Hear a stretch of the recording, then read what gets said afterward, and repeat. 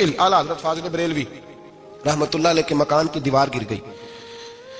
ایک کونا مکان کا، آپ جانتے ہیں پرانی دیواریں چھوٹی ہوتی تھی اور بارشوں میں اکثر گھروں کی دیواریں گری ہوئی ہوتی تھی. ایک سائڈ کی دیوار گر گئی تو اس کونے میں ہندوؤں کا گھر تھا. اب مستری صاحب رات کو آئے، ان سے بات ہوئی تو کہنے لگے سویرے کام شروع کروں گا. کہا ایک دو صاحب نے کہ ہندوؤں کا گھر ساتھ ہے اور وہ دشمن بھی بڑے زیادہ ہیں تو رات کو ہی ہو جائے. کہنے لگا جی نہیں میری مجبوری ہے، مزدور کہاں سے لاؤں گا، بڑے معاملات ہیں، سویرے شروع ہوگی. اب رات کو مولانا ظفر الدین بہاری علیہ رحمہ کہتے ہیں بچے مدرسے کے باقی سارے لوگ سب کو جمع کیا گیا، چونکہ اس طرف سے تھوڑا خطرہ تھا ہندوؤں کی جانب سے. کہا جناب یہ بڑے دشمن ہیں اسلام کے، تو اس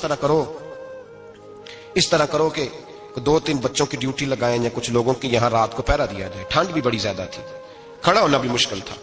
اعلیٰ حضرت رحمت اللہ علیہ عشاء کی نماز کے بعد جلدی اجرائے خاص میں تشریف لے جاتے تھے. اس رات جب دیکھا نا باہر شور ہو رہا ہے تو اسی طرح سر پہ ایک رومال لپیٹا تو باہر آ گئے. کہنے لگے کیا شور ہے؟ کہ حضور سردی ذرا زیادہ ہے تو یہاں کسی کی ڈیوٹی لگانی ہے پہرے کی.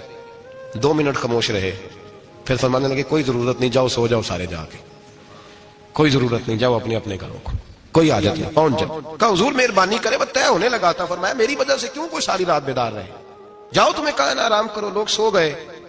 صبح فجر کی نماز پڑھ کے اعلیٰ حضرت رحمت اللہ تعالی علیہ جب سیڑھیاں اتر رہے تھے رضا مسجد کی، تو وہ جس ہندو کی جانب سے زیادہ خطرہ تھا وہ سیڑھیوں پہ بیٹھا تھا، مسجد کی سیڑھیوں پہ. سب لوگوں کی توجہ ہو گئی. کہنے لگا مولانا میں کلمہ پڑھنے آیا ہوں، مجھے کلمہ پڑھا کے مسلمان کر دو، میں کلمہ پڑھنے آیا ہوں، مسلمان کریں.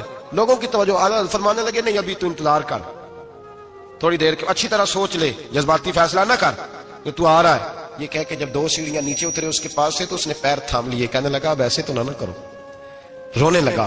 اعلیٰ حضرت رحمت اللہ نے کلمہ پڑھایا، کچھ باتوں کی نصیحت فرمائی، تشریف لے گئے. گھیرنے والے گھیر کے بیٹھ گئے. کہنے لگے ہمیں بھی بتا بدلا کیسے ہے. کہنے لگا دیوار گر گئی، آدھی رات کے وقت، آدھی رات تک انتظار کرتا رہا، پہرے دار کوئی نہیں، تو 2 تلواریں لے کر جب میں ان کے مکان کی جانب بڑھا، میں نے کہا آج گردن کاٹوں گا اور کاٹ کر کے نکلوں گا.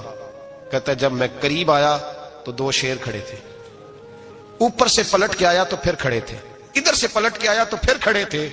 فرماتے ہیں میں 2 گھنٹے کے بعد آیا تو پھر پلٹ کے کھڑے تھے، میں پھر 1 گھنٹے کے بعد آیا، شہری کا وقت ہو گیا تو پھر پلٹ کے کھڑے تھے. اب میں ڈر کے بھاگا.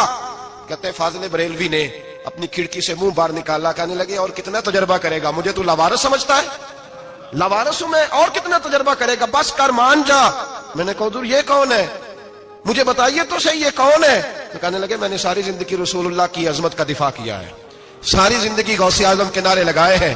ابھی تو یہ مدد صرف غوث پاک جیلانی کی بھیجی ہوئی ہے، ابھی تو غوث اعظم کی بھیجی ہوئی مدد ہے. مولا علی ابھی پیچھے ہیں، 2 جہاں کے محبوب ابھی اس سے پیچھے ہیں، وہ تو ابھی پیچھے ہیں، پیچھے کھڑے ہیں کہ ضرورت پڑی تو ہم بھی تیار بیٹھے ہیں. او بھائی آج رواج ہو گیا، رواج. میں نے 2-4 دن پہلے بھی کہا تھا، لوگ کہتے ہیں نہیں کوئی نہیں ضرورت، سامنے سارا کچھ نظر آ رہا ہے. او خدا کے بندو یاد رکھو نسبت ہے بڑی چیز، جانے تو دو میں اگر کسی کو نسبت میسر آ گئی نا، نسبت خالی دامن ہی مل گیا، تیرے ہاتھ میں کچھ ہے تو ہونی چاہیے نا.